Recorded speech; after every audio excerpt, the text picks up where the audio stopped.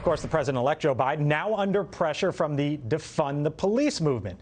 Despite embracing calls for police reform during his campaign, some are now saying that he's not doing enough. To the former New York Police Department Lieutenant Darrin Porcher. Darrin, hello. Good to see you. Good to see you, too. Thanks for having me on. For sure. They say he's not doing enough. Of course, he's not the president yet, so it's not like I'm not sure what he could do at this point. But in any event, you could look forward and say, what might he do? What do you expect to hear from Joe Biden when he assumes the West Wing on this? Well, Joe Biden has always been a proponent for funding or employing greater resources into police department. However, that can bifurcate in two different directions. When we go back to the Obama administration in the past, what the Obama administration did was they implemented multiple consent decrees. So I think that's something that we're going to see under the Biden administration, because there's a civil war brewing within the Democratic Party. You have a component that's driving towards this defunding of police. When we see people such as Alexandria Ocasio-Cortez and Omar up in Minnesota, but then you have the other side that's in the middle, and then you also have other individuals that are even further to the left. So I think that Biden has an immense challenge at the forefront, and I think that he is looking to engage a peace accord in connection with implementing these consent decrees moving forward.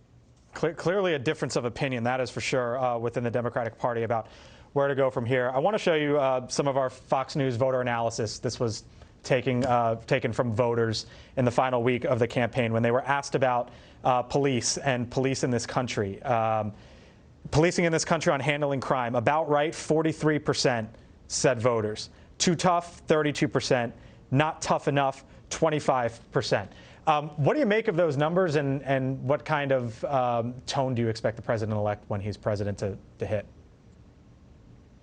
Well, he has an enormous endeavor moving forward. When we look at the violence that's plagued a lot of the larger cities, more so specific, the democratically controlled cities such as Portland, Seattle, Chicago, and New York, they've experienced a meteoric rise in violence. Coming in as the incoming president, you need to be able to interdict that violence accordingly. It's okay when you're on the campaign to stump and say whatever, but the execution phase comes into play after January 20th. And therefore, I don't want to say I'm either for, I'm in wholehearted, I'm behind the president to do what's necessary to curtail the crime, but it really remains to be seen in connection with a substantive and sound policy to reduce the crime, because I haven't seen one rolled out up until this point. You know, clearly this was a big issue for many voters in 2020, and it potentially cost House Democrats seat there. House Democrats are saying as much. In 2018, when the House flipped, the big issue was health care.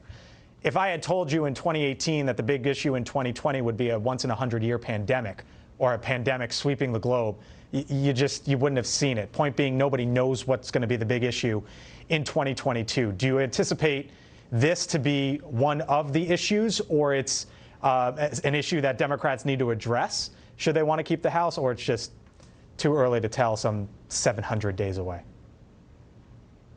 Public safety is a terminal component in where we're evolving as a society.